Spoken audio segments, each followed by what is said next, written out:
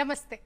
ಬೆಂಗಳೂರು ದೂರದರ್ಶನ ಕೇಂದ್ರ ಪ್ರಾದೇಶಿಕ ಸುದ್ದಿ ವಿಭಾಗ ಪ್ರಸ್ತುತಿ ಚಂದನ ಮಂಥನ ಕಾರ್ಯಕ್ರಮಕ್ಕೆ ತಮ್ಮೆಲ್ಲರಿಗೂ ಆತ್ಮೀಯ ಸ್ವಾಗತ. ಇಂದಿನ ಕಾರ್ಯಕ್ರಮದ ವಿಷಯ ಬಂದು ಸ್ವಾತಂತ್ರ್ಯ ಸಂಭ್ರಮ, ಪ್ರತಿ ಮನೆಯಲ್ಲೂ ತಿರಂಗ. ಇವತ್ತು ದೇಶದ ಅತಿ ದೊಡ್ಡ ಹಬ್ಬ ಸ್ವಾತಂತ್ರ್ಯ ದಿನಾಚರಣೆಯ ಸಂಭ್ರಮದಲ್ಲಿ ಇವತ್ತು ನಾವೆಲ್ಲ ಇದ್ದೀವಿ. ಹೀಗಾಗಿ ಕೇಂದ್ರ ಸರ್ಕಾರ ಆಗಸ್ಟ್ 13ರಿಂದ 17ನೇ ತಾರೀಕಿನವರೆಗೆ ಪ್ರತಿ ಮನೆಯಲ್ಲೂ ತಿರಂಗ ಅನ್ನುವಂತಹ ಒಂದು ಅಭಿಯಾನಕ್ಕೆ ಚಾಲನೆ ಕೊಟ್ಟಿದೆ. ಈ ಬಗ್ಗೆ ಇನ್ನಷ್ಟು ಚರ್ಚೆ ಮಾಡ್ತಾ ಹೋಗ್ತೇವೆ. ನಮ್ಮೊಟ್ಟಿಗೆ ಭಾಗಿಯಾಗ್ತಾ ಇದ್ದಾರೆ ಕರ್ನಲ್ PV ಹರಿ, ನಿವೃತ್ತ ಸೇನಾಧಿಕಾರಿಗಳು. ಹರಿ ಸರ್, ಕಾರ್ಯಕ್ರಮಕ್ಕೆ ಆತ್ಮೀಯ ಸ್ವಾಗತ. ಇದೇ ವೇಳೆ ಮತ್ತೊಬ್ರು ಅತಿಥಿ ನಮ್ಮೊಟ್ಟಿಗೆ ಭಾಗಿಯಾಗ್ತಾ ಇದ್ದಾರೆ, ವೆಂಕಟೇಶ್ ಎಸ್ ಸಂಪ ಅವರು, ಹಿರಿಯ ಪತ್ರಕರ್ತರು. ಸರ್, ಕಾರ್ಯಕ್ರಮಕ್ಕೆ ಸ್ವಾಗತ. ನಮಸ್ಕಾರ. ಹರಿ ಸರ್, ನಿಮ್ಮಿಂದಲೇ ಕಾರ್ಯಕ್ರಮ ಪ್ರಾರಂಭ ಮಾಡೋಣ.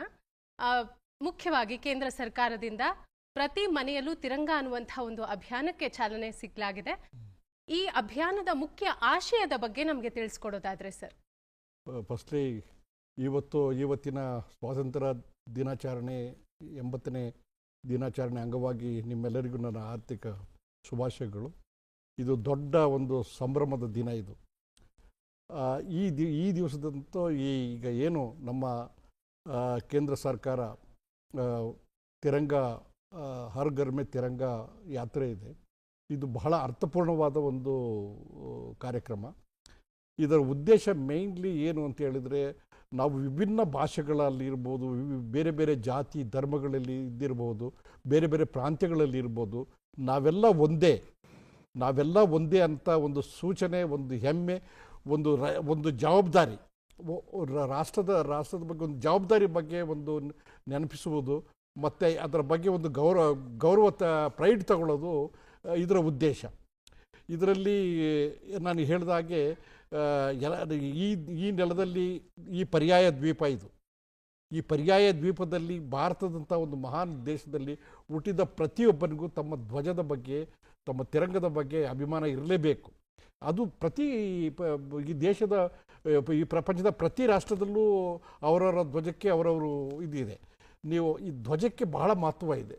ಧ್ವಜ ಒಂದು ಸಮೂಹ, ಒಂದು ದೇಶ, ಅದನ್ನು ಬಿಂಬಿಸ್ತದೆ. ಈಗ ನೀವು ನೋಡಿರ್ಬೋದು, ಮಹಾಭಾರತ ಯುದ್ಧದಲ್ಲಿ ಆಗಲಿ ಯಾವುದೇ ಇದರಲ್ಲಿ ಫಸ್ಟ್ ಧ್ವಜ ಹಾರಿಸಿಕೊಂಡು ಹೋಗ್ತಿರ್ತಾರೆ. ಈಗ ಮೊನ್ನೆ ಗಲ್ಫ್ ವಾರ್ಗಳಲ್ಲಿ ನೋಡ್ತಾ ಇರಿ, ಶಿಪ್ಗಳಲ್ಲಿ ಅವರವರ ಧ್ವಜಗಳು ಇರ್ತದೆ. ಸೊ ಈ ಧ್ವಜ ಒಂದು ಸಿಂಬಾಲಿಸಮ್, ಅದು ಇಂಥ ದೇಶದಿಂದ ಇಂಥವ್ರು ಅಂತೇಳಿ ಇದಾಗ್ತದೆ. ಸೊ ದೇಶದಲ್ಲಿ ನಮ್ಮ ತಿರಂಗದ ಬಗ್ಗೆ ಬಹಳ ಒಂದು ದೊಡ್ಡ ಒಂದು ಗೌರವ ಇದೆ. ಈ ಗೌರವಕ್ಕೋಸ್ಕರ ಈ ತಿರಂಗ ರ್ಯಾಲಿ ಮಾಡ್ತಾ ಇರೋದು ಬೇಸಿಕಲಿ ನಮ್ಮ ಜವಾಬ್ದಾರಿಯನ್ನು ತಿಳಿಸ್ಲಿಕ್ಕೆ, ಮತ್ತು ನಾವೆಲ್ಲ ಒಂದೇ ಅನ್ನೋ ಒಂದು ಇದಕ್ಕೋಸ್ಕರ ಮಾಡ್ತಾ ಇರೋದು. ಓಕೆ, ತಿರಂಗ ಅಂತ ಹೇಳಿದ್ರೆ ಕೇವಲ ಗಾಳಿಯಲ್ಲಿ ಹಾರುವಂತ ಒಂದು ಬಾವುಟ ಅಲ್ಲ, ಅದರ ಹಿಂದೆ ತ್ಯಾಗ ಇದೆ, ಬಲಿದಾನಗಳಿವೆ, ಇತಿಹಾಸ ಇದೆ ಅಂತ ಹೇಳಿ ಹರಿ ಸರ್ ಹೇಳಿದ್ರು. ವೆಂಕಟೇಶ್ ಸರ್, ಏನು ಸ್ವಾತಂತ್ರ್ಯ ದಿನಾಚರಣೆಯನ್ನ ಭಾರತದಲ್ಲಿ ಅಷ್ಟೇ ಅಲ್ಲದೆ ವಿದೇಶದಲ್ಲಿರುವಂತಹ ಭಾರತೀಯರು ಸಹ ಸಾಕಷ್ಟು ಆಚರಣೆ ಮಾಡ್ತಾ ಇರುವಂತದ್ದನ್ನ ನಾವು ನೋಡ್ತಾ ಇದ್ದೀವಿ. ವಿಶೇಷತೆ ಬಗ್ಗೆ ಹೇಳೋದಾದ್ರೆ ಸರ್, ಏನೆಲ್ಲ ವಿಶೇಷತೆ ಒಳಗೊಂಡಿದೆ? ಈಗ ಸ್ವತಂತ್ರ ಅನ್ನುವಂಥದ್ದು ಅದೊಂದು ದೊಡ್ಡ ಸಂಭ್ರಮ. ಯಾಕೆ ಇದನ್ನು ಹೇಳ್ತೀನಿ ಅಂತಂದರೆ, ನಮ್ಮ ಮನೆಯಲ್ಲಿ ಬೇರೆ ಬೇರೆ ದೀಪಾವಳಿ ಆಗಿರ್ಬೋದು, ಚೌತಿ ಹಬ್ಬ ಆಗಿರ್ಬೋದು, ಈ ಥರದ ಹಬ್ಬಗಳು ಬೇರೆ ಬೇರೆ ಕಾಲಘಟ್ಟದಲ್ಲಿ ನಡೀತಾ ಇರುತ್ತೆ. ಅನೇಕತೆಯಲ್ಲಿ ಏಕತೆಯನ್ನು ಹೊಂದಿರುವಂತಹ ನಮ್ಮ ಭಾರತದಲ್ಲಿ ನಮಗೆ ರಾಷ್ಟ್ರೀಯವಾಗಿ ಒಂದು ಹಬ್ಬ ಅಂತ ಇದ್ದರೆ ಅದು ನಮ್ಮ ಸ್ವತಂತ್ರ ದಿನಾಚರಣೆ. ಅದು ನಮ್ಮ ಪ್ರೌಡ್ ಫೀಲ್. ಹರಿ ಅವರು ಹೇಳಿದ ಹಾಗೆ ಅದು ನಮಗೆ ಪ್ರೌಡ್ ಫೀಲ್. ಆ ಹಬ್ಬವನ್ನು ಎಲ್ಲ ಕಡೆಗೂ ಕೂಡ ಆಚರಣೆಗಳನ್ನು ಮಾಡಬೇಕಾಗತ್ತೆ. ಆ ನಮ್ಮ ಊರಿನಲ್ಲಿ ನಮ್ಮ ಜನಗಳು ಎಲ್ಲರೂ ಸೇರಿ ಮಾಡುವಂತಹ ಈ ಹಬ್ಬ ನಮ್ಮ ದೇಶವನ್ನು ಬಿಟ್ಟು ಹೊರಗಡೆಗೂ ಕೂಡ ಬೇರೆ ಬೇರೆ ಕಾರಣಗಳಿಗಾಗಿ ಬೇರೆ ಬೇರೆ ದೇಶಗಳಿಗೆ ಹೋಗಿರ್ತಾರೆ. ಅಂಥ ಜನಗಳೂ ಕೂಡ ನಮ್ಮ ದೇಶ, ನಮ್ಮ ಹೆಮ್ಮೆ ಅನ್ನುವಂತಹ ಕಾರಣಕ್ಕಾಗಿ ಈ ಸ್ವತಂತ್ರೋತ್ಸವವನ್ನು, ಆಮೇಲೆ ಅದೇ ರೀತಿಯಾಗಿ ನಮ್ಮ ಈಗಿನ ಸರ್ಕಾರವೂ ಕೂಡ ಅದಕ್ಕೆ ಪೂರಕವಾಗಿ, ಯಾಕೆ ಅಂದರೆ ನಮಗೊಂದು ಸಿಂಬಾಲಿಕ್ ಆಗಿ ಒಂದು ಬೇಕು, ಸಾಂಕೇತಿಕವಾಗಿ ಒಂದು ಬೇಕು, ಆಗ ಒಗ್ಗೂಡಲಿಕ್ಕೆ ಸಾಧ್ಯ ಜನ. ಅದಕ್ಕಾಗಿ ಮನೆಯಲ್ಲಿ ಮನಸ್ಸುಗಳಲ್ಲಿ ರಾಷ್ಟ್ರ ಭಾವದ, ರಾಷ್ಟ್ರ ಪ್ರೇಮದ ಪ್ರತೀಕವಾಗಿ ಈ ಹರ್ ಘರ್ ತಿರಂಗ ಮನೆಯಲ್ಲಿ ಮನಸ್ಸುಗಳಲ್ಲಿ ರಾಷ್ಟ್ರ ಭಕ್ತಿಯ ಸಂಕೇತವಾಗಿ ಇರಲಿ ಅನ್ನುವಂತಹ ಕಾರಣವನ್ನು ಇಟ್ಟು ಇಂದಿನ ಸರ್ಕಾರ ಅದನ್ನು 2022ರಲ್ಲಿ ಪ್ರಾರಂಭ ಮಾಡ್ತು. ಅದು ಬೇರೆ ದೇಶಗಳಲ್ಲಿರುವಂತಹ ನಮ್ಮ ಭಾರತೀಯರು ಕೂಡ ಹೆಮ್ಮೆಯಿಂದ ಆಚರಿಸ್ತಾ ಇದ್ದಾರೆ. ಇದು ನಿಜಕ್ಕೂ ಕೂಡ ಆಗಬೇಕಾದ ವಿಷಯ. ಬೇರೆ ಊರಲ್ಲಿದ್ದಾಗಲೂ ನಮ್ಮ ದೇಶವನ್ನು ನೆನೆಸ್ಕೊಳ್ಳುವಂಥದ್ದು ಅತ್ಯಂತ ಖುಷಿ ಕೊಡುವಂತಹ ವಿಷಯ ಮೇಡಮ್ ಅವರೇ. ಆಗಸ್ಟ್ 14ನೇ ತಾರೀಕು ಭಾರತ ಪಾಕಿಸ್ತಾನ ಇಬ್ಬಾಗ ಆಗುತ್ತೆ. ಇಂಥ ಸಂದರ್ಭದಲ್ಲಿ ಎದುರಾದಂತಹ ಪರಿಸ್ಥಿತಿಗಳ ಬಗ್ಗೆ ನಮಗೆ ತಿಳಿಸ್ಕೊಡೋದಾದ್ರೆ, ಯಾಕೆಂತ ಹೇಳಿದ್ರೆ ಇತಿಹಾಸವನ್ನ ನೆನಪಿಟ್ಟೇ ಮುಂದೆ ಹೋಗ್ಬೇಕಾಗತ್ತೆ ನಾವು. ಸ್ವಾತಂತ್ರ್ಯಕ್ಕಿಂತ ಮುಂಚೆ ನಮಗೆ ಯಾವ ಧ್ವಜ ಇರಲಿಲ್ಲ. ಅದು ಬ್ರಿಟಿಷ್ ಕ್ವೀನ್ ಧ್ವಜ ಇತ್ತು ಅಷ್ಟೇ. ವಿಕ್ಟೋರಿಯಾ ಬ್ರಿಟಿಷ್ ವಿಕ್ಟೋರಿಯಾದ್ದು ಧ್ವಜ ಇತ್ತು. ನಾವು ಈ ನೆಲದಲ್ಲಿ ಹುಟ್ಟಿ ಅಶೋಕ ಚಕ್ರ ಇರಲಿ, ಅದರದ ಒಂದೊಂದು ಬಣ್ಣ ಒಂದೊಂದು ಭಾವನೆಗಳನ್ನು ವ್ಯಕ್ತ ಮಾಡ್ತದೆ. ಯಾವಾಗ ನಾವು 200 ವರ್ಷಗಳ ತನಕ ಬ್ರಿಟಿಷರ ಗುಲಾಮರಾಗಿದ್ವಿ, ಆಡಳಿತ ಅವರೇ ಮಾಡ್ತಾಯಿದ್ರು, ನಮಗೆ ಸ್ವಾತಂತ್ರ್ಯ ಇರಲಿಲ್ಲ. ನಮ್ಮ ಈ ಸ್ವಾತಂತ್ರ್ಯ ಇದೇ ರೋಡಲ್ಲಿ ಹೋಗಬೇಕು, ಅಲ್ಲೇ ಇದು ಮಾಡಬೇಕು, ಇದೆಲ್ಲ ಸ್ವಾತಂತ್ರ್ಯ ಇಲ್ಲದೆ ನಾವು ಇದಾಗಿದ್ವು. ಬ್ರಿಟಿಷ್ನವ್ರು ಭಾಳ ಎಕ್ಸಸ್ ಮಾಡ್ತಾಯಿದ್ರು ನಮ್ಮ ಮೇಲೆ ಭಾಳ ದೌರ್ಜನ್ಯ ಮಾಡಿದ್ದಾರೆ. ಇದನ್ನು ಮೆಟ್ಟಿ ನಿಂತು ನಮ್ಮ ಸ್ವಾತಂತ್ರ್ಯ ಹೋರಾಟಗಾರರು ನಾವೆಲ್ಲ ಈಗ ಸುಭಾಷ್ ಚಂದ್ರ ಬೋಸಿಂದ ಹಿಡಿದು ಮಹಾತ್ಮ ಗಾಂಧಿಯವರೆಗೆ ಎಲ್ಲರೂ ಪ್ರತಿಯೊಬ್ಬರು ಇದರ ಲೀಡರ್ಶಿಪ್ ತಗೊಂಡು ಮಾಡಿದ್ದಾರೆ. ಆಮೇಲೆ ಇಷ್ಟೆಲ್ಲ ಮಾಡಿ ಎಲ್ಲ ಪೂರ್ತಿ ಆವಾಗೆಲ್ಲ ಪಾಕಿಸ್ತಾನ ಅನ್ನೋದು ಬೇರೆ ಇರಲಿಲ್ಲ, ಇಂಡಿಯಾ ಪಾಕಿಸ್ತಾನ ಅನ್ನೋದು ಬೇರೆ ಇರಲಿಲ್ಲ. ಎಲ್ಲರೂ ನೀವು ಜಲಿಯನ್ ವಾಲಾಬಾಗ್ದು ನೋಡಿರಬೇಕು, ಎಲ್ಲ ಹುತಾತ್ಮರಾದರು, ಎಷ್ಟೆಷ್ಟು ಜನ ಏನೇನಾದರು. ಅದಾದಮೇಲೆ ಇಂಡಿಯಾ ಪಾಕಿಸ್ತಾನ ಡಿವೈಡ್ ಆಯಿತು ಧರ್ಮದ ಆಧಾರದ ಮೇಲೆ. ಎಲ್ಲಿ ಜಾಸ್ತಿ ಮೊಹಮ್ಮದ್ ಅಲಿ ಜಿನ್ನಾ ಮತ್ತು ಇವರ ಮಧ್ಯದಲ್ಲಿ ಮಾತಾಗಿ, ಸೊ ಆವಾಗ ತುಂಬ ಗಲಾಟೆ ಜಾಸ್ತಿ ಆಗಿತ್ತು. ಆವಾಗ ಭಯಂಕರ ಘೋರವಾದ ಘಟನೆಗಳು ನಡೆದೋಯ್ತು. ಅದನ್ನು ನಾವು ನೋಡಿ ಪುಸ್ತಕದಲ್ಲಿ ಓದಿದರೆ ಗೊತ್ತಾಗ್ತದೆ. ಎಲ್ಲ ಸಾವಿರಾರು ಗಟ್ಟಲೆ ಜನ ಲಾಹೋರ್ ಕಡೆಯಿಂದ ಈ ಕಡೆ ಫಿರೋಜ್ಪುರ್ ಕಡೆ ಬಂದರು. ಫಿರೋಜ್ಪುರ್ ಲಾಹೋರ್ ಅಮೃತ್ಸರ್ ರೋಡಲ್ಲಿ ಅವರ ಹೆಣಗಳು ಇದರಲ್ಲಿತ್ತು, ಟ್ರೈನಲ್ಲಿ ಈ ಕಡೆಯಿಂದಲೂ ಹೋಗ್ತಾ ಇತ್ತು, ಆ ಕಡೆಯಿಂದಲೂ ಬರ್ತಾ ಇತ್ತು. ಸೊ ಇದು ಪ್ರಪಂಚದ ಯಾವ ಇತಿಹಾಸದಲ್ಲೂ ಇಷ್ಟು ಒಂದು ಘೋರ ಒಂದು ಸಂಘರ್ಷ ಆಗಿರಲಿಲ್ಲ ಸ್ವಾತಂತ್ರ್ಯ ಸಿಕ್ಕಿದ ಮೇಲೂ ಸಹ. ಆವಾಗ ನಾವು ನಮ್ಮ ಮಿಲಿಟ್ರಿ ಆರ್ಮಿ ಎಲ್ಲ ಇದ್ದಿದ್ದು ಬ್ರಿಟಿಷರ ಅಡಿಯಲ್ಲೇ ಇತ್ತು. ನಿಮ್ಗೆ ಗೊತ್ತಿರಬೇಕು, ಜನರಲ್ ಕಾರ್ಯಪ್ಪನವರು ನಮ್ಮ ಕರ್ನಾಟಕದವರೇ, ಅವರೇ ಫಸ್ಟ್ ಇಂಡಿಯಾ ಇಂಡಿಪೆಂಡೆನ್ಸ್ ಆದಮೇಲೆ ಅವರೇ ಫಸ್ಟ್ ಜನರಲ್ ಇದಾಗಿದ್ದವರು ಇಂಡಿಯಾದಿಂದ. ಸೊ ನಮಗೆ ನಮ್ಮದೇ ಒಂದು ರಾಷ್ಟ್ರ ಆಯಿತು. ರಾಷ್ಟ್ರ ಅದಾದಮೇಲೆ ಆವಾಗ ಭಾಳ ಕನ್ಫ್ಯೂಷನ್ ಇತ್ತು. ಅದರ ಕನ್ಫ್ಯೂಷನ್ ಹೋಯಿತು. ಕೊನೆಗೆ ಸಂವಿಧಾನ ಆಯಿತು, ರಾಷ್ಟ್ರಧ್ವಜ ನಿರ್ಣಯ ಆಯಿತು, ಎಲ್ಲ ಆಯಿತು. ಈ ರೀತಿಯಾಗಿ ನಮ್ಮ ಈ ಸಂಘರ್ಷಗಳಿಂದ ಮುಂದೆ ಬಂದಿದ್ದೀವಿ ನಾವೀಗ. ಓಕೆ, ಆಗಸ್ಟ್ 14ರ ಸಮಯದಲ್ಲಿ ಏನೆಲ್ಲ ಸಂಘರ್ಷ ಇತ್ತು ಅಂತ ಹೇಳಿ ಹರಿ ಸರ್ ಮಾತಾಡ್ತಾ ಇದ್ರು ಸರ್. ಭಾರತ ಪಾಕಿಸ್ತಾನದಲ್ಲಿ ಜನ ಡಿವೈಡ್ ಆಗ್ತಾರೆ, ಬಡತನ ಇರುತ್ತೆ, ನಿರುದ್ಯೋಗ ಇರುತ್ತೆ, ಮುಖ್ಯವಾಗಿ ಕಿತ್ತು ತಿನ್ನುವಂತಹ ಹಸಿವಿರುತ್ತೆ. ಅಲ್ಲಿಂದ ಇಲ್ಲಿವರೆಗೂ ಬಹಳಷ್ಟು ದೂರ ಸಾಗಿ ಬಂದಿದ್ದೀವಿ. ನೀವು ಏನು ಹೇಳ್ತೀರಿ ಸರ್ ಅಂದಿನ ಸಂದರ್ಭದಲ್ಲಿ? ಏನಾಯಿತು ಅಂತಂದರೆ, ವಿಭಜನೆಯ ಹಂತವನ್ನು ನಾವೊಂದು ಯೋಚನೆ ಮಾಡಬೇಕು. ಜೋರಾಗಿ ನೆರೆ ಬರುತ್ತೆ, ಪ್ರವಾಹ ಆಗುತ್ತೆ, ಎಲ್ಲ ಕೊಚ್ಕೊಂಡು ಹೋಗಿರುತ್ತೆ. ಎಷ್ಟೊಂದು ಜನ ಇಲ್ಲಿ ಯಾರು ನಮ್ಮವರು, ಎಷ್ಟೊಂದು ಮನೆ ಇಲ್ಲಿ, ಎಲ್ಲಿ ನಮ್ಮನೆ ಅನ್ನುವಂತಹ ಒಂದು ರೀತಿಯ ಹುಡುಕಾಟದ ಭಾವದಲ್ಲಿರ್ತಾರೆ. ಅದೇ ಸ್ಥಿತಿ ಅಂದಿನ ವಿಭಜನೆಯ ಸಂದರ್ಭದಲ್ಲಿ ಆಯಿತು. ದಿಢೀರಂತ ನೀವು ಅಲ್ಲಿ ಹೋಗಬೇಕು, ಇಲ್ಲಿ ಹೋಗಬೇಕು, ಎಲ್ಲಿ ಹೋಗಬೇಕು, ಯಾರನ್ನ ಆ ರೀತಿಯ ಭಾವನೆಗಳಲ್ಲಿ ಜನ ಉಳಿದ್ರು. ಎಷ್ಟೋ ಜನ ತಮ್ಮ ಊರನ್ನು ಬಿಟ್ಟು ಬರೋದಿದೆಯಲ್ಲ, ಅದು ಬಹಳ ದೊಡ್ಡ ಸಂಕಷ್ಟದ ಕೆಲಸ. ಆ ತಮ್ಮ ಊರು ಒಂದು ಭಾವನೆಗಳಿರುತ್ತೆ. ಅದಕ್ಕೆ ತುಂಬ ಜನ ಮನೆ ಬಿಟ್ಟರು, ತುಂಬ ಜನ ಹೊಲವನ್ನು ಬಿಟ್ಟರು, ತುಂಬ ಜನ ವ್ಯಾಪಾರವನ್ನು ಬಿಟ್ಟರು, ತುಂಬ ಜನ ದೇವಾಲಯಗಳನ್ನು ಕಳ್ಕೊಂಡ್ರು, ಮಸೀದಿಗಳನ್ನು ಕಳ್ಕೊಂಡ್ರು, ಗುರುದ್ವಾರಗಳನ್ನು ಕಳೆದುಕೊಂಡ್ರು, ಪೂರ್ವಜರ ಸಮಾಧಿಯನ್ನು ಬಿಟ್ಟರು. ಆದರೆ ನೆನಪುಗಳನ್ನು ಬಿಡೋಕ್ಕಾಗೋದಿಲ್ವಲ್ಲ. ಭಾರತೀಯರು ಭಾವಜೀವಿಗಳು. ಒಂದು ಪ್ರದೇಶದಿಂದ ಮತ್ತೊಂದು ಪ್ರದೇಶವನ್ನು ಬಿಟ್ಟು ಗೂಳೆ ಹೋಗುವಂತಹ ಆ ಪರಿಸ್ಥಿತಿ, ಇದು ನಿಮ್ಮದಲ್ಲ, ಇದು ಇನ್ನೊಬ್ಬರದ್ದು ಅನ್ನುವ ಫೀಲಿಂಗ್ ಇದೆಯಲ್ಲ, ಅದನ್ನು ಊಹಿಸಿಕೊಳ್ಳಿಕ್ಕೂ ಸಾಧ್ಯ ಇಲ್ಲ. ಒಂದು ಮಾಹಿತಿಯ ಪ್ರಕಾರ ಸುಮಾರು 10 ಲಕ್ಷ ಜನರ ಸಾವಾಗತ್ತೆ ಅಂದಾಜಿನ ಪ್ರಕಾರ. ಆ ಒಂದು ದೇಶದಿಂದ ಮತ್ತೊಂದು ದೇಶಕ್ಕೆ ಹೋಗುವಾಗ ತುಂಬ ತರಹದ ನೋವುಗಳು, ಕಷ್ಟಗಳನ್ನು ಅನುಭವಿಸ್ತಾರೆ. 1.5 ಕೋಟಿಗೂ ಹೆಚ್ಚು ಜನ ಆ ಸಮಯದಲ್ಲಿ ಈ ವಿಭಜಿತ ವಿಚಾರದಿಂದಾಗಿ ಗಲಿಬಿಲಿಗೊಳ್ತಾರೆ, ತೊಂದರೆಗಳನ್ನು ಕೊಡ್ತಾರೆ. ತಾನು ಎಲ್ಲಿ ಹೋಗಬೇಕು ಅನ್ನುವಂತಹ ಬಹಳ ದೊಡ್ಡ ಸಂಕಷ್ಟದಲ್ಲಿ ಸಿಲುಕ್ತಾರೆ. ಅದರ ಆಚೆಗೂ ಕೂಡ ಅವರು ಬಂದು ಒಂದು ಕಡೆ ನೆಲೆಯನ್ನು ಕಂಡುಕೊತಾರೆ. ಈ ಸ್ವತಂತ್ರದ ವಿಚಾರ ಬಂದಾಗ ನಾವು ಒಂದು ಮಾತು ಹೇಳಲೇಬೇಕು. ನಮಗೆ ಯಾಕೆ ಸ್ವತಂತ್ರ ಅನ್ನೋದು ಬಹಳ ಮುಖ್ಯ ಆಗುತ್ತೆ ಅನ್ನೋದಕ್ಕೆ ನಿಮಗೊಂದು ಉದಾಹರಣೆಯನ್ನು ಕೊಡ್ತೇನೆ. ಒಂದು ಗಿಳಿ ಅದು ಸ್ವಚ್ಛಂದವಾಗಿ ಪ್ರಕೃತಿಯಲ್ಲಿ ಅದು ಯಾವಾಗಲೂ ಇರಬೇಕು. ಇಲ್ಲ ನಿನಗೆ ಬಂಗಾರದ ಪಂಜರವನ್ನು ನಾನು ಮಾಡಿಕೊಡ್ತೀನಿ ಅಂತಂದರೆ ಅದು ಸುಖವಾಗಿ ಇರ್ಲಿಕ್ಕೆ ಸಾಧ್ಯವಾ? ಒಂದು ಗಿಳಿಯನ್ನ ಪಂಜರದೊಳಗೆ ಇಟ್ಟಾಗ ಅದು ಹೇಳತ್ತಂತೆ, ನಾನು ಪಂಜರದ ಪಕ್ಷಿ, ನನಗಿನ್ನಾರು ಗತಿಯು, ಕೇಳ ಬಯಸುವೆ ಏನು ಎನ್ನ ಕಥೆಯ. ಗಿರಿಶಿಖರ ಝರಿನೀರ ಸ್ವಚ್ಛಂದ ಆಕಾಶ, ಮತ್ತೊಮ್ಮೆ ಅಂತ ಸುಖ ಪಡೆವೆನೇನು. ನೀವು ಅದಕ್ಕೆ ಕಾಳು ಹಾಕ್ಬೋದು, ನೀರು ಹಾಕ್ಬೋದು, ಹಾಲು ಹಾಕ್ಬೋದು, ಮತ್ತೊಂದು ಹಾಕ್ಬೋದು. ಆದರೆ ಅದು ಸ್ವತಂತ್ರವಾಗಿ ಇರಲಿಕ್ಕೆ ಸಾಧ್ಯ ಇಲ್ಲದ ಪರಿಸ್ಥಿತಿ ಬರುತ್ತೆ. ಸ್ವತಂತ್ರ ಇದಕ್ಕಾಗಿ ಮುಖ್ಯ ಆಗುತ್ತೆ. ಅದು ನನಗೆ ನಾನಾಗಿ ಬದುಕುವಂತಹ ಅವಕಾಶವನ್ನಿದೆಯಲ್ಲ, ಅದು ಈ ಸ್ವತಂತ್ರ ದಿನಾಚರಣೆ ನಮಗೆ ತಂದುಕೊಡ್ತು.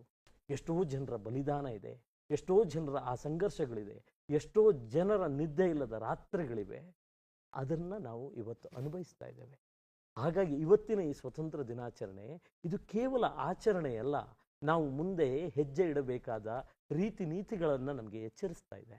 ನಾವು ಹೀಗೆ ಬದುಕಬೇಕು, ಇವತ್ತಿನ ಸ್ವತಂತ್ರ ಭಾರತದ ಕಲ್ಪನೆ ಜಾಗತಿಕವಾಗಿ ನಾವು ಬಹಳ ದೊಡ್ಡ ಮಟ್ಟಕ್ಕೆ ಬೆಳಿಬೇಕು ಅನ್ನುವಂತಹ ಆ ಧೋರಣೆಯನ್ನು ಜಗತ್ತನ್ನು ನಮಗೆ ತೋರಿಸ್ತಾ ಇದೆ. ಸ್ವಾತಂತ್ರ್ಯದ ರಕ್ಷಣೆಯಲ್ಲಿ ಭಾರತೀಯ ಯೋಧರ ಪ್ರಮುಖ ಪಾತ್ರ ಏನು ಸರ್? ಎಷ್ಟು ಬಲಿಷ್ಠವಾಗಿದೆ ನಮ್ಮ ರಕ್ಷಣಾ ವ್ಯವಸ್ಥೆ?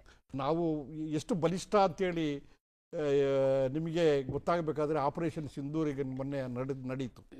ನಮ್ಮ ಬ್ರಹ್ಮೋಸ್ಗಳಾಗಲಿ, ನಮ್ಮ ಆಕಾಶ ಕ್ಷಿಪಣಿಗಳಾಗಲಿ, ಉಗ್ರಗಾಮಿಗಳ 10-11 ಉಗ್ರಗಾಮಿಗಳ ಧ್ವಂಸ ಮಾಡಿ ಪಾಕಿಸ್ತಾನದ ಸಿಟೀಸ್ಗಳ ಮೇಲೆಲ್ಲ ನಾವು ಇದು ಮಾಡಿದ್ದೀವಿ. ಸೊ ನಮ್ಮಲ್ಲಿ ಒಳ್ಳೆ ಈಗ ತಂತ್ರಜ್ಞಾನ, ಮಿಸೈಲ್ಸ್ಗಳಾಗಲಿ, ಗನ್ಗಳಾಗಲಿ, ಪ್ರತಿ ಒಂದು ಹಡಗು ಆಗಲಿ, ಏರೋಪ್ಲೇನ್ ಆಗಲಿ, ನಾವು ಯಾವ ಸಾಟಿ ಇಲ್ಲದೆ ನಾವು ಯಾರನ್ನ ಬೇಕಾದರೂ ಎದುರಿಸಲಿಕ್ಕೆ ಸಿದ್ಧವಾಗಿದ್ದೇವೆ. ನಮ್ಮ ಸೈನಿಕರು ಅಷ್ಟೇ ಒಂದು ಮನೋಬಲ ಅವರು ಜಾಸ್ತಿ ಆಗಿದೆ. ಆದರೂ ನೀವು ಎಲ್ಲ ಈಗ 1948ರಲ್ಲಿ ಸ್ವಾತಂತ್ರ್ಯ ಆಗಿ 1 ವರ್ಷದೊಳಗೇ ನಮ್ಮ ಮೇಲೆ ಅವರು ಶ್ರೀನಗರ್ ಏರ್ಪೋರ್ಟಿಗೆ ಬಂದುಬಿಟ್ಟಿದ್ರು ಪಾಕಿಸ್ತಾನದ ಟ್ರೂಪ್ಸ್ಗಳು. ಅದನ್ನು ಮಹಾರಾಜ ಹರಿಸಿಂಗ್ ಹತ್ರ ಬರೆಸಿಕೊಟ್ಟ ಮೇಲೆ ನಮ್ಮ ಇಂಡಿಯನ್ ಮಿಲಿಟ್ರಿ ಹೋಗಿ ಅದನ್ನು ಓಡಿಸ್ತು. ಅದಾದ ಮೇಲೆ ಎಷ್ಟೋ ಜನ ಅವರ ಪ್ರಾಣ ಕಳ್ಕೊಂಡ್ರು, ನಮ್ಮ ಸೈನಿಕ ಅಧಿಕಾರಿಗಳು ಎಲ್ಲ. ಅದಾದಮೇಲೆ 62, 65 65ಅಲ್ಲಿ ಪಾಕಿಸ್ತಾನ ನಮ್ಮ ಮೇಲೆ ಬಂತು. ಆವಾಗಲೂ ಸೋತು ಅಂದರೆ ಅವರು ಚೆನ್ನಾಗಿ ಅವ್ರನ್ನ ಪಾಠ ಕಲಿಸ್ತೀವಿ. ಆಮೇಲೆ ಕಾರ್ಗಿಲ್ 71 ವಾರಲ್ಲಿ general field marshal Manek Shaw ಇದ್ದಾಗ 93,000 ಯುದ್ಧ ಖೈದಿಗಳನ್ನು ನಾವು ತೆಗೆದು ಜನರಲ್ ನಿಯಾಜಿ ಅಂತೇಳಿ ಮಾಣಿಕ್ ಶಾ ಅವ್ರ ಕಾಲಿಗೆ ಪಿಸ್ಟಲ್ ಇಟ್ಟು ಶರಣಾಗತಿ ಆದರು. ಸೊ ಅದಾದ ಮೇಲೆ ಈ ಕಾರ್ಗಿಲ್ ವಾರಲ್ಲಿ ತೋರಿಸಿದ್ದೀವಿ, ಈಗ ಆಪರೇಷನ್ ಸಿಂಧೂರಲ್ಲಿ ತೋರಿಸಿದ್ದೀವಿ. ನಮ್ಮ ಟ್ರೂಪ್ಸ್ಗಳು, ನಮ್ಮ ರೆಜಿಮೆಂಟ್ಸ್ಗಳು ಬಲಿಷ್ಠವಾಗಿದೆ ಮೇಡಮ್. ಓಕೆ ವೆಂಕಟ್ ಸರ್, ಏನು ಇದೇ ವೇಳೆ ಏನು ಒಂದೇ ಮಾತರಂ ಏನಿದೆ ಹಾಡಿಗೆ 150 ವರ್ಷ ಆಗಿದೆ. ಈ ಹಾಡಿನ ಹಿನ್ನೆಲೆ ಬಗ್ಗೆ ನಮಗೆ ತಿಳಿಸ್ಕೊಡೋದಾದ್ರೆ, ಇದೇ ಮೊದಲ ಬಾರಿಗೆ ದೆಹಲಿಯ ಕೆಂಪುಕೋಟೆಯಲ್ಲಿ ಈ ಹಾಡನ್ನು ಹಾಡಲಾಗಿದೆ. ಅನೇಕತೆಯಲ್ಲಿ ಏಕತೆಯನ್ನು ಹೊಂದಿರುವಂತಹ ಪವಿತ್ರವಾದ ದೇಶ ನಮ್ಮ ಭಾರತ. ಇಲ್ಲಿ ಒಂದೇ ಮಾತರಂ, ನಮಗಿರುವ ತಾಯಿ ಒಬ್ಬಳೇ ಅನ್ನುವಂತಹ ಆ ಕಲ್ಪನೆಯೊಂದಿಗೆ ಪ್ರಾರಂಭವಾದ ಈ ಗೀತೆ ತುಂಬ ಬಂಕಿಮಚಂದ್ರ ಚಟರ್ಜಿಯವರು ಬಹಳ ಅದ್ಭುತವಾಗಿ ಬರೆದಿರುವಂತಹ ಗೀತೆ. 1950ರಲ್ಲಿ ಇದಕ್ಕೆ ಜನಗಣಮನ ಅಧಿನಾಯಕ ಜಯ ಅದರ ಸ್ಥಾನಮಾನವನ್ನೇ ಕೊಡಬೇಕು ಅಂತ ಹೇಳಿ ರಾಜೇಂದ್ರ ಪ್ರಸಾದ್ ಅವರು ಅಂದಿನ ಸಭೆಯ ಅಧ್ಯಕ್ಷರಾಗಿದ್ದರು, ಸಂವಿಧಾನ ಸಭೆಯ ಅಧ್ಯಕ್ಷರಾಗಿದ್ದರು. ಅವರು ಅದನ್ನು ಮಾಡಿ ಆ ಸ್ಥಾನಮಾನವನ್ನು ನೀಡಲಾಯಿತು. ಇದನ್ನು ಹಾಡಲೇಬೇಕು ಅನ್ನುವಂತಹ ಈಗಿನ ಸರ್ಕಾರ ಎಲ್ಲ ಕಾರ್ಯಕ್ರಮಗಳಲ್ಲೂ ಇದನ್ನು ಕಂಪಲ್ಸರಿ ಹಾಡಬೇಕು ಅನ್ನುವಂಥದ್ದು ಮಾಡಿದ್ದು. ಇದು ಮತ್ತೊಂದು ರೀತಿಯಲ್ಲಿ ಜನರಿಗೆ ಭಾವನೆಗಳನ್ನು ಹಿಡಿದಿಡುವಂತಹ, ಅವರ ಭಾವನೆಗಳಿಗೆ ನಮ್ಮ ದೇಶ ಪ್ರೇಮವನ್ನು, ನಮ್ಮ ರಾಷ್ಟ್ರಭಕ್ತಿಯನ್ನು ಉತ್ತೇಜನಗೊಳಿಸುವಂತಹ ಕಾರಣಕ್ಕಾಗಿ ಈ ಗೀತೆಯನ್ನು ಕೂಡ ಇವತ್ತು ಮಾಡ್ತಾ ಇದ್ದಾರೆ. ನಾವು ಹೇಳಿದಾಗೆ ಕೆಂಪುಕೋಟೆಯಲ್ಲೂ ಹಾಡುವಂತಹ ಇದು ನಿಜಕ್ಕೂ ಸಂಭ್ರಮದ ವಿಷಯ. ಕೇಂದ್ರ ಸರ್ಕಾರದಿಂದ ಪ್ರತಿ ಮನೆಗೂ ತಿರಂಗ ಅನ್ನುವಂತಹ ಒಂದು ಏನು ಅಭಿಯಾನಕ್ಕೆ ಚಾಲನೆ ನೀಡಲಾಗಿದೆ.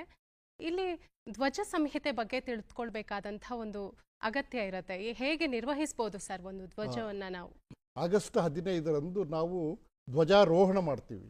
ಇನ್ 26 ಜನವರಿಗೆ ನಾವು ಅನ್ಫರ್ಲಿಂಗ್ ಅಂತ ಮಾಡ್ತೀವಿ, ಅದನ್ನು ಬೀಳ್ತೇವೆ.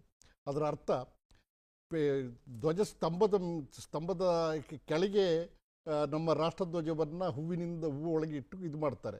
ಮತ್ತು ನಾವು ಅದನ್ನು ಪುಲ್ ಮಾಡಿ ಮೇಲೆ ಕಳಿಸ್ತೇವೆ. ಮೇಲೆ ಕಳಿಸಿ ಎಳೆದ ಕೂಡಲೇ ಅದು ಓಪನ್ ಆಗ್ತದೆ. ಆವಾಗ ನಮ್ಮ ರಾಷ್ಟ್ರಗೀತೆ ಎಲ್ಲ ಹಾಡ್ತೇವೆ. ಇದು ಧ್ವಜಾರೋಹಣ ಯಾಕೆ ಅಂತ ಹೇಳಿದ್ರೆ, ನಮ್ಮ ದೇಶ ಇನ್ನೂ ಮುಂದುವರಿಯಲಿ, ನಮ್ಮ ದೇಶ ಬಿಲ್ಕುಲ್ ಸ್ವಾತಂತ್ರ್ಯವಾಗಿದೆ, ಆಕಾಶದ ಹತ್ರ ಬೆಳೆಯಲಿ ಅಂತೇಳಿ ನಾವು ಅದನ್ನು ರೋಹಣ ಮಾಡೋದು. ರೋಹಣ ಅಂತ ಹೇಳಿದ್ರೆ ಏರೋದು, ಧ್ವಜಾರೋಹಣ ಮಾಡ್ತೀವಿ. ಅನ್ಫರ್ಲಿಂಗ್ ಅಂತ ಹೇಳಿದರೆ ಅದನ್ನು 26 ಜನವರಿಯಲ್ಲಿ ಆಲ್ರೆಡಿ ನಮ್ಮ ದೇಶ ಸ್ವಾತಂತ್ರ್ಯವಾಗಿದೆ, ಈಗ ಸಂವಿಧಾನ ಆಗಿದೆ. ಇದರಾಗಿ ಈಗ ನಾವು ತೆರೆದ ಮನಸ್ಸಿನಿಂದ ನಮ್ಮ ರಾಷ್ಟ್ರಧ್ವಜವನ್ನು ಹಾರಿಸಿ ಇದು ಮಾಡುವಂಥೇಳಿ ಅದು 26 ಜನವರಿ. ಇದು ಧ್ವಜ ಸಂಹಿತೆ. ಮತ್ತು ಎರಡನೇದು, ಯಾವತ್ತೂ ಧ್ವಜ ಬೆಳಿಗ್ಗೆ ಸನ್ ರೈಸ್ ಆದಾಗ ಹೋಸ್ಟ್ ಮಾಡಿದರೆ ಸಾಯಂಕಾಲ ಸನ್ ಸೆಟ್ ಅಂದರೆ ಸೂರ್ಯ ಅಸ್ತಮ ಆಗೋದೊಳಗಾಗಿ ಅದು ತೆಗೆದು ಬಿಡಬೇಕು. ಆ ತೆಗೆಯೋದು ಮತ್ತು ಆರಿಸೋದು ಎರಡರಲ್ಲೂ ಸಹ ಬಹಳ ಒಂದು ನಿಯಮ ಇದೆ. ಆ ನಿಯಮವನ್ನು ಪಾಲಿಸಲೇಬೇಕು. ಅದು ಯಾಕೆಂತ ಹೇಳಿದ್ರೆ ಧ್ವಜ ನಮ್ಮ ಪ್ರತೀಕ, ಅದು ನಮ್ಮ ಅದನ್ನು ನಾವು ಆದಷ್ಟು ಗೌರವದಲ್ಲಿ ಇಡಬೇಕದು. ಅಂಥೇಳಿದರೆ ಎಲ್ಲ ಕಡೆಯೂ ಸಹ ಸಿಕ್ಕಿದ ಕಡೆಯಲ್ಲಿ ನಾವು ಧ್ವಜಾರೋಹಣ ಮಾಡುವ ಹಾಗಿಲ್ಲ. ಸೊ ಅದಕ್ಕೊಂದು ಸಂಹಿತೆ ಇದೆ. ಅದನ್ನು ಒಂದು ಯಾವ ರೀತಿಯಲ್ಲಿ ಅದು ಮಡಚಬೇಕು, ಯಾವ ರೀತಿಯಲ್ಲಿ ಅದನ್ನು ನಾವು ಇದು ಮಾಡಬೇಕು. ಧ್ವಜ ಹಾರಿಸಬೇಕಾದ್ರೆ ನಾವು ನಮ್ಮ ಸ್ಕೂಲ್ಗಳಲ್ಲಿ ಕಲಿಸಿದ್ದು, ಚಿಕ್ಕಂದಲೇ ಕಲಿಸ್ತಾರೆ, ಕೇಸರಿ ಬಿಳಿ ಹಸಿರು. ಇದೆಲ್ಲ ಮುಂಚೆನೇ ಪ್ರಾಕ್ಟೀಸ್ ಮಾಡಿ ಅವರು ಧ್ವಜ ಸಂಹಿತೆ ಪ್ರಕಾರ ಧ್ವಜಾರೋಹಣ ಮಾಡಬೇಕು, ಧ್ವಜವನ್ನು ಇಳಿಸಬೇಕು. ಈಗ ಇದೇ ವಿಚಾರದಲ್ಲೇ ನಾನು ಕೂಡ ಮುಂದುವರೆದು ಹೇಳ್ತೇನೆ. ಧ್ವಜವನ್ನು ನಾವು ಹಾರಿಸ್ತೇವೆ, ಮತ್ತೊಂದು ಮಾಡ್ತೇವೆ. ಆದರೆ ಈಗ ಅದರಲ್ಲೂ ಈಗ ಕೇಂದ್ರ ಸರ್ಕಾರ ಒಂದು ಅವಕಾಶ ಕೊಟ್ಟಿದೆ. ಹರ್ ಘರ್ ತಿರಂಗಲ್ಲಿ ಮನೆಯಲ್ಲೂ ಬಾವುಟ ಇದ್ದಾಗ ಅದರ ಸೆಲ್ಫಿ ತೆಗೆದು ಹಾಕಿ ಅಂತ ಅದಕ್ಕೊಂದು ವೆಬ್ಸೈಟ್ ಕೊಟ್ಟಿದೆ. ಅಂದರೆ ಜನಕ್ಕೆ ಅದರ ಅವೇರ್ನೆಸ್ ಬರಲಿ ಅನ್ನುವ ಕಾರಣಕ್ಕಾಗಿ. ಈ ಗಡಿಬಿಡಿಯಲ್ಲಿ ನಾವು ಒಂದಷ್ಟು ತಪ್ಪುಗಳನ್ನು ಮಾಡಿಬಿಡ್ತೇವೆ. ಆ ಧ್ವಜ ಹಾರಿಸಿದ ನಂತರ, ಫೋಟೋ ಆದ ನಂತರ ಅದ್ರ ಬಗ್ಗೆ ಮರೆತು ಬಿಡ್ತೇವೆ. ಅದ್ರ ಸ್ವಚ್ಛವಾಗಿದೆಯಾ ಅನ್ನೋದನ್ನು ನಾವು ನೋಡೋದನ್ನು ಮರೆತು ಬಿಡ್ತೇವೆ. ಹರಿದದ್ದನ್ನು ಕೆಲವು ಸಲ ಗೊತ್ತಾಗದೆ ಬಳಸಿಬಿಡ್ತೇವೆ. ಆಮೇಲೆ ಅದು ಬಹಳ ಪ್ರಮುಖವಾದ ಸ್ಥಾನ ಇದೆ ಧ್ವಜಕ್ಕೆ. ನಾವು ಅದನ್ನು ಎಲ್ಲೋ ಮರೆತು ಬಿಡ್ತೇವೆ. ನೆಲಕ್ಕೆ ತಾಗಬಾರ್ದು, ಹಾಗೂ ನೆಲದ ಮೇಲೆ, ನೀರಿನ ಮೇಲೆ, ಧೂಳಿನ ಮೇಲೆ ಅದು ಎಳಿಬಾರ್ದು. ಧ್ವಜವನ್ನು ಅಲಂಕಾರಿಕ ವಸ್ತುವಾಗಿ ಬಳಸಬಾರ್ದು. ಎಷ್ಟೋ ಜನ ಈಗ ಬಟ್ಟೆಗಳ ಮೇಲೆ ಹಾಕ್ಕೊಳ್ಳುವಂಥದ್ದು. ಹಾಗೆ ಅದನ್ನು ಮಡಚುವಾಗಲೂ ಕೂಡ ನಾವು ಕೂಡ ತುಂಬ ಒಂದು 4-5 ಹಂತಗಳನ್ನು ನಾವು ಫಾಲೋ ಮಾಡಬೇಕಾಗತ್ತೆ. ಒಂದು, ಇಬ್ಬರು ವ್ಯಕ್ತಿಗಳು 4 ಮೂಲೆಯನ್ನು ಹಿಡಿದು ಸಂಪೂರ್ಣವಾಗಿ ನೇರವಾಗಿ ಇಡಬೇಕು. ಅದರ ನಂತರ ನೆಲಕ್ಕೆ ತಾಗದಂತೆ ಉದ್ದದ ದಿಕ್ಕಿನಲ್ಲಿ ಮಡಚಬೇಕು. 3ನೇ ಹಂತ, ಮಡಚುವಾಗ ಕೇಸರಿ ಮತ್ತು ಹಸಿರು ಭಾಗಗಳು ಒಳಭಾಗಕ್ಕೆ ಬರುವಂತೆ ಬಿಳಿ ಪಟ್ಟಿಯು ಮತ್ತು ಅಶೋಕ ಚಕ್ರವು ಗೌರವಯುತವಾಗಿ ಒಳಗೆ ಸಂರಕ್ಷಿತವಾಗುವ ರೀತಿಯಲ್ಲಿ ಮಡಚಿಡಬೇಕು. 4ನೇ ಹಂತ, ಧ್ವಜವನ್ನು ಚಿಕ್ಕದಾಗಿ ಅಚ್ಚುಕಟ್ಟಾಗಿ ಮಡಚಿ ಸುರಕ್ಷಿತವಾದ ಸ್ಥಳದಲ್ಲಿ ಇಡಬೇಕು. ನಾವು ಈ ಥರದ್ದನ್ನು ಫಾಲೋ ಮಾಡದೇ ಇದ್ದರೆ ನಾವು ಆಚರಣೆಯಲ್ಲಿ ತಪ್ಪದಂಗೆ ಆಗುತ್ತೆ. ಹಾಗಾಗಿ ಪ್ರತಿಯೊಬ್ಬರು ಆಚರಣೆಗಳನ್ನು ಮಾಡೋದು ಎಷ್ಟು ಮುಖ್ಯವೋ ಅದನ್ನು ಸರಿಯಾದ ನಿಟ್ಟಿನಲ್ಲಿ ಮಾಡೋದು ಕೂಡ ಬಹಳ ಮುಖ್ಯ ಆಗುತ್ತೆ. ಮೊದಲು ಇವರ ಹೇಳಿದ ಹಾಗೆ ಬೆಳಗ್ಗೆ ಅದನ್ನು ಹಾರಿಸಿ ಸಾಯಂಕಾಲ ತೆಗೆದಿಡಬೇಕಿತ್ತು. ಈಗ ಅದಕ್ಕೆ ಅವಕಾಶ ಇದೆ, ಇಡಬಹುದು. ಆದರೆ ಆ ಬೆಳಕಿನಲ್ಲಿ ರಾತ್ರಿಯೂ ಕೂಡ ಅದಕ್ಕೆ ಬೆಳಕು ಬೀಳಬೇಕು, ಅದು ಹಾರಾಡ್ತಾ ಇರಬೇಕು. ರಾತ್ರಿ ಸಮಯದಲ್ಲೂ ಇರಬಹುದು. 17ನೇ ತಾರೀಕುವರೆಗೂ ಹೌದು, ಎಚ್ಚರಿಕೆಯನ್ನು ವಹಿಸಬೇಕು. ಅದು ರಾತ್ರಿ ಎಲ್ಲೋ ಕತ್ಲೆಯಲ್ಲಿ ಅದನ್ನು ಇಟ್ಬಿಡೋದು ಹಾಗಲ್ಲ. ಅದ್ರ ಮೇಲೆ ಬೆಳಕು ಬೀಳಬೇಕು. ನಮ್ಮ ರಾಷ್ಟ್ರಧ್ವಜ ಹಾರುವುದನ್ನು ಅದೊಂಥರ ಹೆಮ್ಮೆಯ ಪ್ರತೀಕ, ಅದನ್ನು ನೋಡಿ ಖುಷಿ ಪಡುವಂತೆ ಇರಬೇಕು. ಓಕೆ, ರಾಷ್ಟ್ರೀಯ ಗೌರವಕ್ಕೆ ಅಪಮಾನ ತಡೆ ತಿದ್ದುಪಡಿಯನ್ನ ಜಾರಿಗೆ ತರಲಾಗಿದೆ. ಹರಿ ಸರ್, ಈ ವಿಧೇಯಕ ಏನನ್ನ ಹೇಳುತ್ತೆ?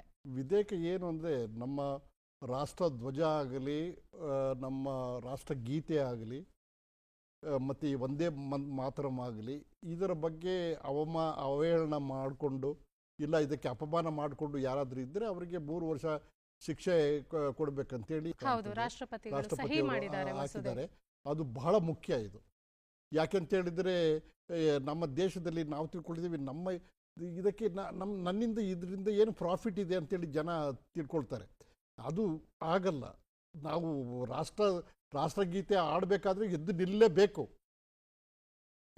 ಅವ್ನು ಎಲ್ಲೇ ಬೇಕಾದರೂ ಇರಲಿ. ಈವನ್ ಟಿ ವಿಯಲ್ಲಿ ಬಂದರೂ ಸಹ ನಾನು ಟಿ ವಿ ನೋಡ್ತಾ ಇದ್ದೀನಿ ಅಂತ ಹೇಳಿದ್ರೆ ನಾನು ಎದ್ದು ನಿಲ್ಲಬೇಕು. ಈಗ ಪ್ರೈಮ್ ಮಿನಿಸ್ಟರ್ ಬೆಳಿಗ್ಗೆ ಫ್ಲಾಗ್ ಹೋಸ್ಟ್ ಮಾಡ್ತಾರೆ, ಆ ಟೈಮಲ್ಲಿ ಎಲ್ಲಿ ಎದ್ದು ನಿಲ್ಲಬೇಕು ನಾವು. ಟಿ ವಿಯಲ್ಲಿ ಇದ್ದರೂ ಸಹ ರಾಷ್ಟ್ರಗೀತೆ ನಮ್ಮ ಕಿವಿಯಲ್ಲಿ ಬಿದ್ದ ಕೂಡಲೇ ಪ್ರತಿಯೊಬ್ಬರಿಗೆ ಅದು ಆ ಉತ್ತೇಜನ, ಆ ಪ್ರೋತ್ಸಾಹ, ಆ ಧೈರ್ಯ, ಆ ಒಂದು ಸಂತಸ ಬರಬೇಕು ನಮ್ಮಲ್ಲಿ, ನಾವು ಸ್ವತಂತ್ರ ಭಾರತದಲ್ಲಿ ಇದ್ದೀವಿ ಅಂತೇಳಿ. ಈ ರೀತಿ ಅಭಿಯಾನ ಮಾಡೋದ್ರಿಂದ ವ್ಯವಸ್ಥೆಯಲ್ಲಿ ಯಾವ ರೀತಿ ಬದಲಾವಣೆ ಕಾಣಬಹುದು ನಾವು?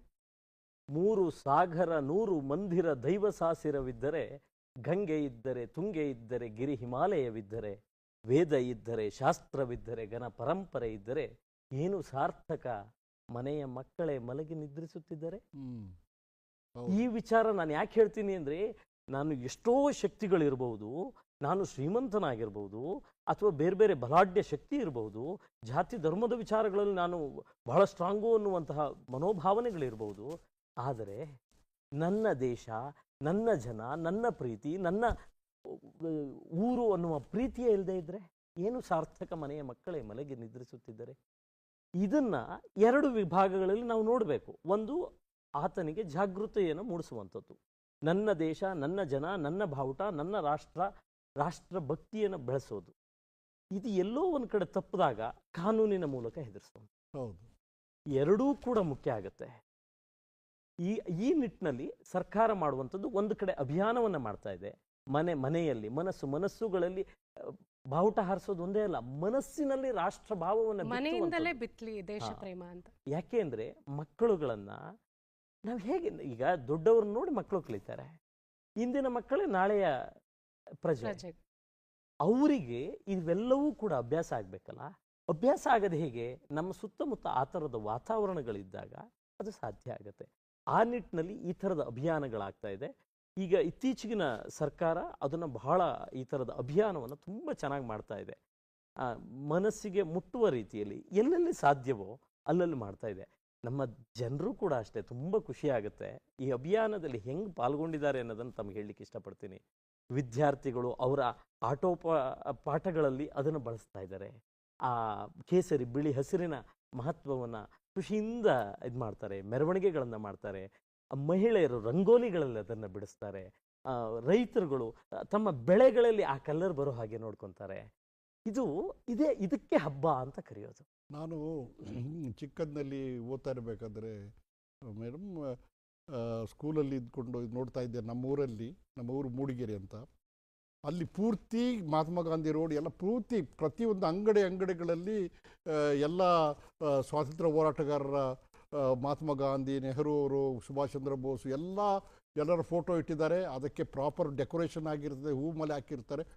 ಒಂದು ಅಂಗಡಿ ಬಿಟ್ಟಿದ್ದೆ, ಎಲ್ಲ ಅಂಗಡಿಗಳು ಇದೇ ರೀತಿ ಇರ್ತಿತ್ತು. ಮಕ್ಕಳು ನಾವೆಲ್ಲ ಒಂದು ರೌಂಡ್, ಕಂಪ್ಲೀಟ್ ಊರಿನ ಒಂದು ರೌಂಡ್ ಹೋಗಿ ಲಾಸ್ಟಿಗೆ ಸ್ಕೂಲ್ ಗ್ರೌಂಡಲ್ಲಿ ಹೋಗಿ ಚಾಕ್ಲೇಟು, ಲಡ್ಡು ಅವೆಲ್ಲ ಕೊಡ್ತಾ ಇದ್ರು. ಅದು ಸಂಭ್ರಮ ಅಲ್ವಮ್ಮ.